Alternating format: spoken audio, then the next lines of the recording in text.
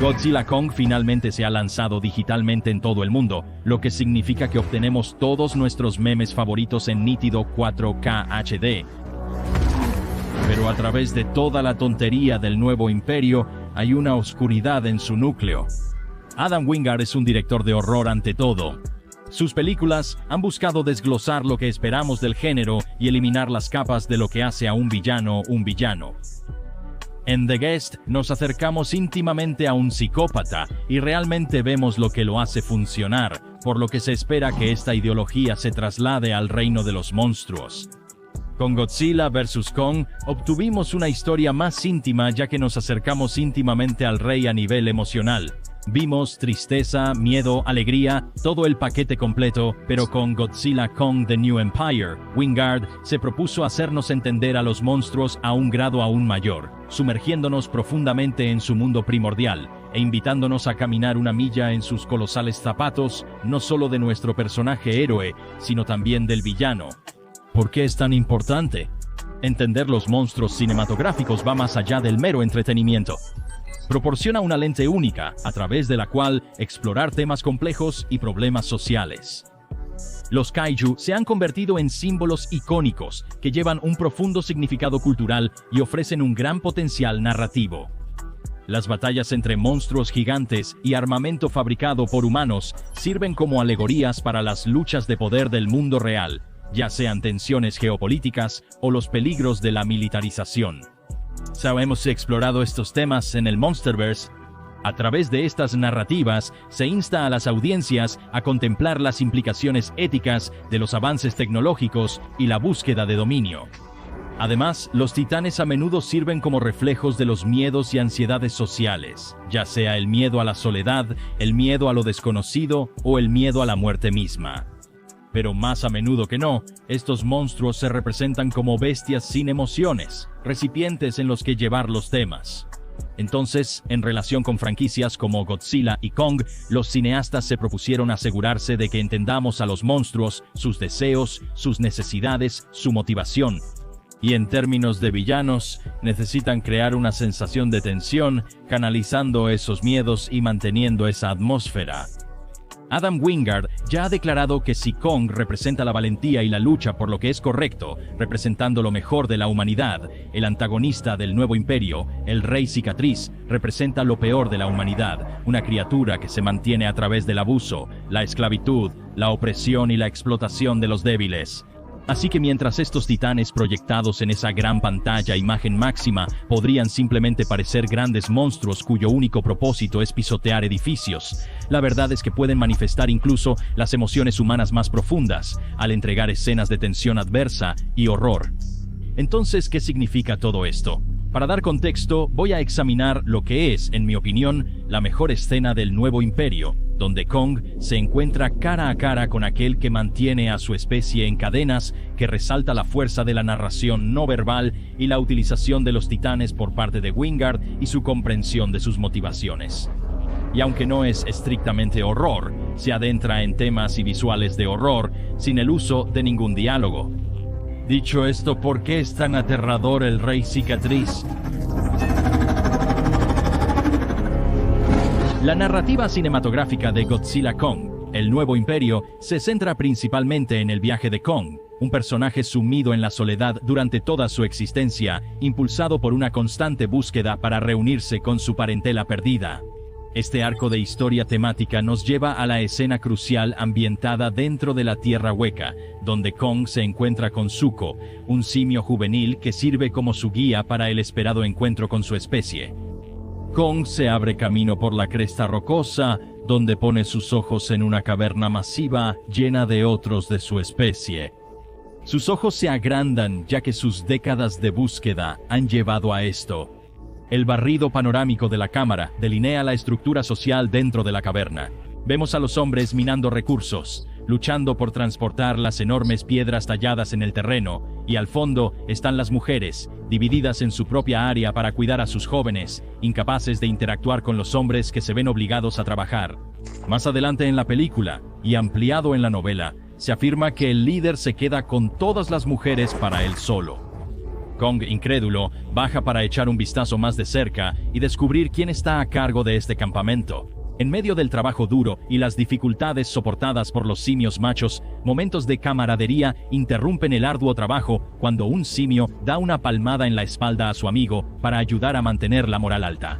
Notablemente, la representación del vínculo familiar de Zuko con su cuidador ofrece un contrapunto conmovedor a la atmósfera predominante de opresión y subyugación. Sin embargo, una realidad más sombría surge al observar más de cerca, ya que el telón de fondo de la caverna revela una macabra exhibición de brutalidad y moralidad. Vemos las cabezas de los Kongs muertos empaladas en picas como un recordatorio de lo que sucede si intentas oponerte a un represor o ya no eres útil en la fuerza laboral, y junto a esto vemos cráneos y huesos imponentes yuxtapuestos contra un lago de fuego. La escena resuena con alusiones bíblicas a la condenación y el tormento eterno. En el libro de Apocalipsis, el diablo que los engañó fue lanzado al lago de fuego y azufre, donde están la bestia y el falso profeta, y serán atormentados día y noche por siempre y para siempre. En el Nuevo Testamento, el infierno también se describe como un lugar donde tanto el alma como el cuerpo serían destruidos. Lo que estamos viendo es una representación directa del infierno, un lugar donde estos Kongs son atormentados por la bestia y un falso profeta, obligados día tras día a servir hasta que el alma y el cuerpo son aplastados, lo que rápidamente establece que quien quiera que dirija este lugar es alguien a quien temer. No es novedad usar temas religiosos para representar a los titanes. El diablo con 3 cabezas también tuvo inspiraciones bíblicas, lo que llevó a esta increíble imagen de la cruz latina enfrentándose a la bestia provocando su apocalipsis. Pero aquí viene Kong como su salvador, buscando liberarlos de su tormento. Cuando un gran simio lucha con uno de los ladrillos, lo deja caer y es inmediatamente castigado por uno de los guardias, que le da patadas en la cabeza repetidamente, lo que puede no ser la primera vez que esto sucede, ya que vemos que estos simios están perdiendo pelo y quedándose calvos debido a la enorme cantidad de estrés y abuso. Pero Kong extiende su mano, ofreciendo ayuda y calor a alguien que lo necesita desesperadamente. Pero cuando el guardia se enfrenta a Kong, desafiándolo por la dominancia, Kong lo noquea de un golpe, dejando claro que luchará contra cualquiera que busque hacer daño a estos simios indefensos. Esto llama la atención de aquellos que supervisan todo el grupo y realmente podemos ver cómo funciona su jerarquía. Más pintura roja en el simio, más alto su rango. Tenemos rayas rojas en el pecho, representando trabajadores de bajo nivel y exploradores. Luego tenemos la pintura roja en el pecho y la cara para estos 2 simios que demuestran que tienen lazos más cercanos con su gobernante, ya que actúan como sus guardias. Y luego tenemos al líder, que está completamente cubierto de pintura roja y pelo naranja, demostrando que está en la cima de la cadena alimentaria. Y después de escuchar el desafío de Kong, el amenazante rey cicatriz emerge de su trono, mirando hacia abajo a sus subordinados. Un gran detalle de esto es cuando ruge al explorador. Los guardias luego lo empujan hacia abajo, recordándole su lugar. Es un pequeño momento, pero hace maravillas al mostrarnos cómo funciona su orden social. La música también ayuda mucho a enfatizar la tensión en esta escena, amplificada por la partitura de canto que te hace sentir como si estuvieras justo allí en medio de todo, conteniendo la respiración junto con la multitud temerosa. Pero Kong no retrocede, así que Scar salta al suelo de abajo para echar un vistazo más de cerca. A su llegada, el resto de la especie de Kong se inclina en sumisión. Con los gorilas en la naturaleza, cualquiera que mantenga un contacto visual directo es un desafiante y un enemigo que ha venido a perturbar a la familia. Así, el contacto visual directo puede provocar que el espalda plateada te ataque defendiendo su grupo. Estos simios saben esto, por lo que mantienen sus ojos desviados, porque, por lo que hemos visto, sabemos de qué horrores es capaz. Hasta ahora nos han dicho, basándonos en el entorno y el comportamiento de los simios, cuán aterrador es residir en este infierno con una civilización entera atrapada y obligada a trabajar, siendo la alternativa la muerte o la tortura, todo a manos de esta amenaza, el tiránico rey cicatriz. Sin embargo, en medio de la desolación de sus circunstancias, las sutilezas de la comunicación no verbal emergen como un punto focal cautivador. La forma en que interactúan los simios habla volúmenes, sin una sola palabra. Prácticamente puedes sentir la dinámica de poder en juego, desde las miradas sumisas hasta la postura territorial. Scar King rodea a Kong y lo mide antes de echar un vistazo más de cerca en su boca para ver que le han quitado un diente y luego empieza a reír, insinuando que piensa que Kong es menos animal debido al diente artificial, y luego quizás por miedo, el resto de los simios se unen temiendo lo que pueda pasarles si no complacen a su gobernante. Pero Scar escucha la risa de Zuko y rápidamente le recuerda su lugar, los profundos ojos negros mirando dentro de su alma. Basándonos en la forma en que Zuko se acobarda, podemos suponer que esta no es la primera vez que es maltratado por Scar. De hecho, si observas más de cerca su rostro, podemos ver que ya ha sido herido con la cicatriz alrededor de su ojo. Y para empeorar las cosas, debido a que Zuko es el único que tiene el mismo color de cabello que Scar, nos indica que en realidad es el hijo de Scar, lo que simplemente añade otra capa de oscuridad a la forma en que están contando la historia. Pero luego su guardián interviene para intentar protegerlo, y solo necesitas observar su lenguaje corporal y expresiones para comprender completamente lo que están pensando. Kong expresa preocupación de que el pequeño vaya a ser lastimado, y podrías notar que tiene su mano preparada para agarrar el mango de su hacha, y Scar adopta una postura erguida para volver a centrar la atención en él como el dominante, antes de darse la vuelta y darle a Kong una sonrisa de autosuficiencia. Y Kong le devuelve la mirada como si estuviera pensando, no lo intentes. Toda la escena es una clase magistral de narración visual, con cada mirada y gesto que añade al suspense, y cuando Scar King patea alegremente al guardián de Zuko en el pozo de lava solo para demostrar un punto, sabes que las cosas han tomado un giro oscuro. Kong ruge para desafiar oficialmente a Scar King como líder de estos grandes simios, y ambos preparan sus armas en un intento de intimidar al oponente.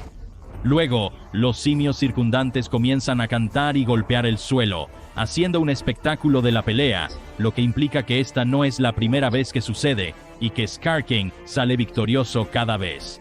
Y la batalla que sigue es una excelente muestra de cómo ambos son bestias de poderes inimaginables, pero difieren físicamente. Cargan, y con cada intercambio de golpes, los distintos atributos físicos de los combatientes se enfocan nítidamente, destacando los estilos y estrategias contrastantes en juego. El rey de la cicatriz, pese a su delgadez, se mueve con gracia casi sin peso. Sus movimientos son un borrón de velocidad y agilidad mientras baila alrededor de la forma masiva de Kong. Pero Kong es físicamente más poderoso, obligando a Scar a usar ambas manos cuando se enfrenta a la inmensa fuerza de su hacha. Pero Kong casi encuentra su fin cuando Scar envuelve su látigo de hueso alrededor del cuello de Kong y lo estrangula hasta el agotamiento. Y en lugar de ira o lucha, Scar encuentra la situación divertida, riéndose del dolor de Kong, solo otra victoria en su libro de historia de varios miles de años. Lo que distingue a Scar King de cualquier antagonista encontrado en la franquicia es su escalofriante disfrute al infligir dolor. A diferencia de los simples depredadores impulsados por el instinto, Scar King obtiene un placer retorcido de su malevolencia. No es simplemente la supervivencia del más apto, es un deleite siniestro en el sufrimiento de los demás, lo que alimenta sus horribles acciones. Con cada acto de crueldad calculado, se deleita en su propia depravación, saboreando el poder que ejerce sobre sus víctimas.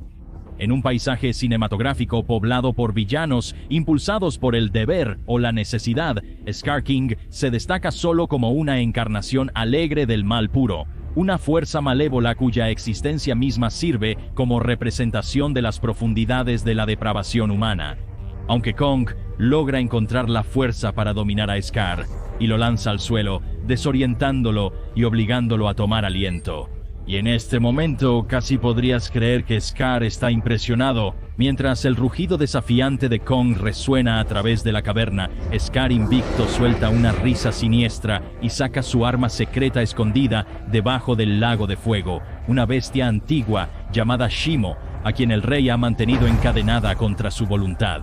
En un magistral golpe de narración cinematográfica, los cineastas traducen hábilmente el conflicto interno de Shimo, destacando su renuencia a desatar su poder destructivo sobre Kong, ya que se evidencia que sus acciones no nacen de la malicia, sino que son coaccionadas por el dolor insoportable infligido por el cristal de Scar, que está telepáticamente vinculado a Shimo de alguna manera. La única forma de detener la tortura es haciendo lo que Scar ordena, y eso es atacar a Kong con su ráfaga de hielo. Kong intenta defenderse, pero el ataque congela su brazo, y no tiene más opción que huir de la escena, dejando a Scar King y su ejército como los vencedores de esta pelea. La película concluye con la derrota de Scar King a manos de Kong, Godzilla y Shimo. Y Kong, acompañado por Zuko y Shimo, regresa a la caverna desolada para liberar a su pueblo. Juntos, se erigen como faros de esperanza en medio del desolado paisaje, listos para liberar a sus hermanos de las sombrías profundidades y hacia el radiante abrazo de la libertad. Porque en su desafío han demostrado que incluso en los tiempos más oscuros, la llama de la esperanza nunca puede ser extinguida. La representación de Wingard de los monstruos como seres complejos y multifacéticos añade una capa de complejidad que desafía al público a reevaluar sus preconcepciones. Al humanizar a estas criaturas titánicas, los cineastas nos invitan a empatizar con sus luchas y motivaciones, viéndolas en su mejor momento, en su punto más bajo y en su peor momento. Mientras que Godzilla vs. Kong jugueteó con la idea de centrarse en las pruebas y tribulaciones de los titanes, el nuevo imperio realmente solidificó que estos monstruos pueden mantenerse en pie por sí mismos, con sus propios dos pies como personajes complejos y convincentes, posiblemente incluso más que los humanos. En su esencia, el nuevo imperio es un testimonio del poder de la narración, trascendiendo las convenciones del género, para entregar escenas raramente vistas en películas de gran presupuesto, donde no se pronuncia una sola palabra de diálogo hablado. Con la regla básica de cine de mostrar, no contar, la escena de Hollerworth utiliza puramente la narración no verbal para demostrar por qué Scar King es un villano a temer. Al final de todo, entendemos completamente por qué tiene a toda una civilización bajo su pulgar como una aterradora fuerza de la naturaleza. Y por eso creo que la escena en la que Kong se encuentra con el Rey Cicatriz está tan bien hecha. Es una mezcla perfecta de narración tanto no verbal como visual, dejándonos con la que podría ser la mejor escena de la película y uno de los usos más interesantes de Kaiju que hemos visto en años. Y es algo que espero que se expanda en la secuela a medida que pasamos aún más tiempo con los titanes, conociendo su mentalidad y entendiendo su forma de vida. Al final, parecen escenas como estas que nos recuerdan el poder transformador del cine, transportándonos a reinos más allá de la imaginación y dejándonos una huella indeleble en nuestra conciencia colectiva. Mientras esperamos ansiosos el próximo capítulo de esta saga épica, una cosa es segura: el viaje apenas ha comenzado. He sido Alistair y nos veremos residentes en la próxima.